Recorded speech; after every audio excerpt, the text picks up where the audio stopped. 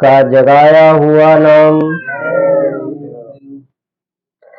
राम कथा के ते अधिकारी, जिनको सत्संगति अति प्यारी। अगर आप परमात्मा का भजन या उस ईश्वर की कथा के आप शौकीन हैं तो आप सत्संग जरूर सुन लिया करें, क्योंकि बिन सत्संग विवेक न होई और राम कथा बिन सुलभ न सोई। जब तक आप सत्संग नहीं सुनोगे तब तक आप उस परमात्मा की कथा को समझ नहीं पाओगे। महात्मा इसी बात को समझाते हैं और आप महात्माओं से दूर भागते हैं। अपने जीवन में जिस तरीके से हमारे सांसारिक कार्य हमारे लिए जरूरी है, जिस तरीके से हमको शरीर चलने के लिए हमको खाना पीने की जरूरत है, ठीक उसी तरीके से हमको महापुरुषों की जरूरत है। आज के युगों में लोगों का विश्वास महात्माओं से हट गया, क्योंकि सभी महात्मा गलत नहीं होते हैं। अब उनकी नकल करने वाले आज पकड़े गए और एक आध महात्मा गलत होने से आज सभी महात्माओं से लोगों का विश्वास हट गया। अगर इस धरती पर महात्मा न होते तो ये धरती चल नहीं सकती, क्योंकि महात्मा ही ऐसे हैं जो सभी के लिए और सभी के प्रति उनको प्रेम होता है। वो किसी के लिए बुरा नहीं सोचते हैं। पिता की ये भूमिका होती है, वो अपने पुत्र का कभी अहित नहीं सोच सकता। उसी तरीके से महात्मा इस संसार में हमेशा रहें। दो तरीके के महात्मा होते हैं, एक गुप्त संत होते हैं, एक प्रकट संत होते हैं। जो गुप्त संत होते हैं उनके जो पास जीव चला जाता है, आते जाते रहे, उठते बैठते रहे और अपनी इच्छाओं को जाहिर किया। अगर तुम्हारे अंदर उस परमात्मा को पाने की ललक दिखी तब तो तुमको अपनाकर और तुमको नाम दीक्षा देकर और तुमको रास्ता बता देंगे। और जो प्रकट संत होते हैं उनकी एक खासियत होती है कि वो गांव गांव गली गली मोहल्ले जाकर जीव के कान में अपना नाम डाल देते हैं, क्योंकि उनका पावर बड़ा होता है। बस जिसके पास जितना पावर है उतना ही कार्य कर सकता है। तो इस समय के जो समय के सतगुरु हैं,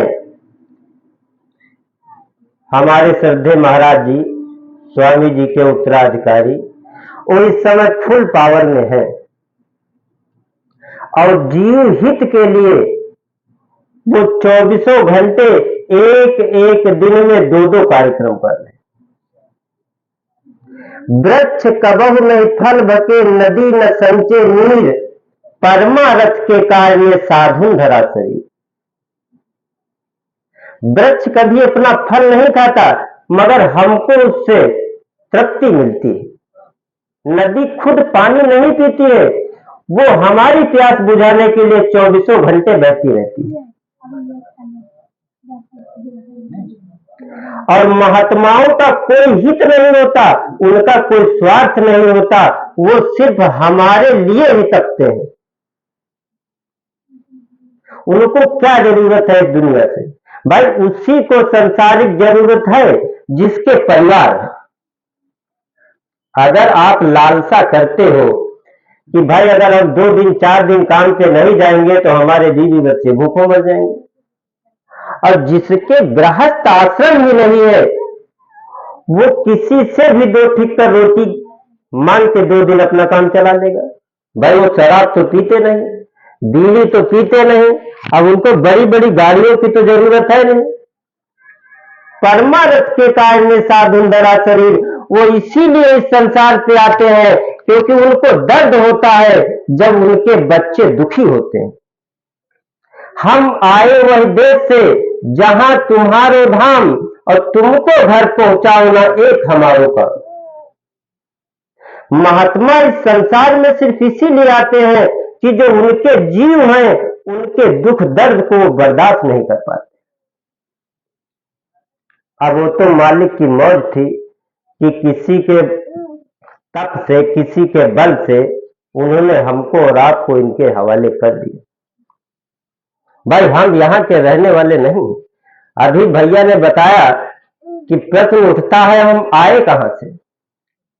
अब आप अनुभव करके देखो कि हम आए कहां से।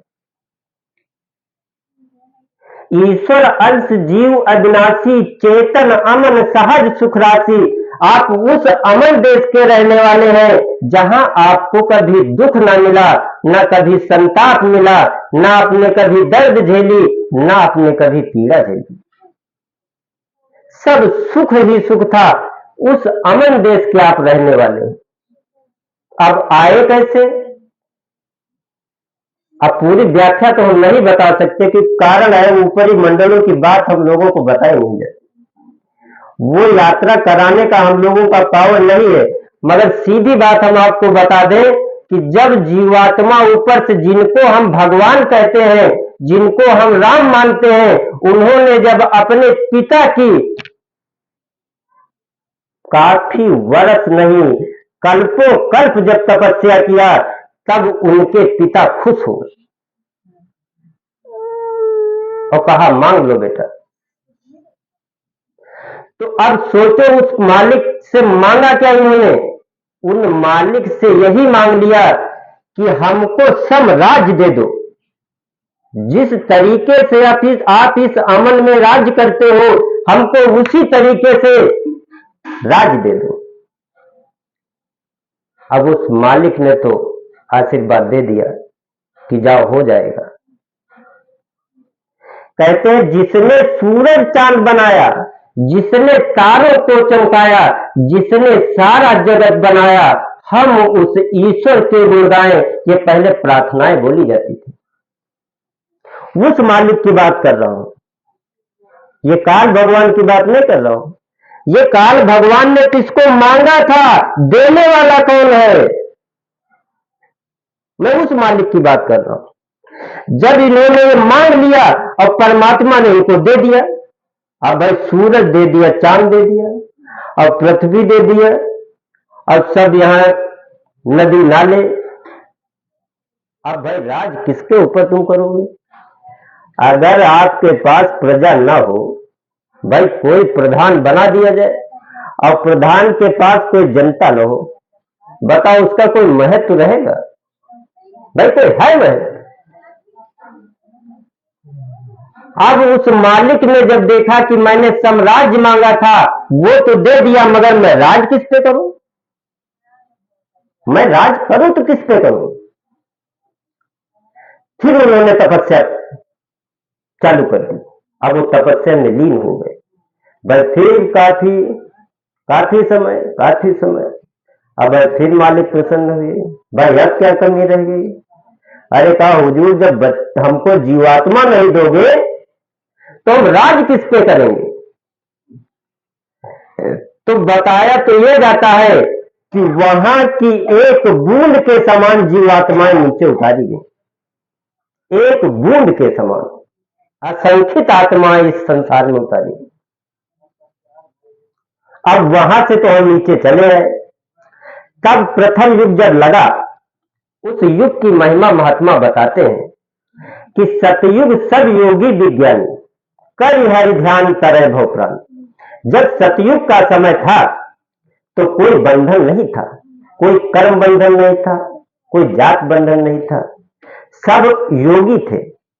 योगी उन्हें कहते हैं जो परमात्मा की याद करे और उस परमात्मा को पाले।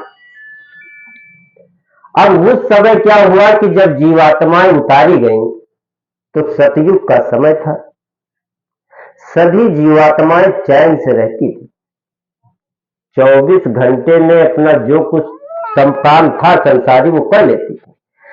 अब वो शाम को कान में उंगली डालती थी और इस शरीर को छोड़ देती थी। उस शरीर को ब्रह्मांडों की सैर करती थी। जिसका समय पूरा हो जाता था वो जीवात्मा संसार को छोड़ देती थी और सीधे अपने अमन देश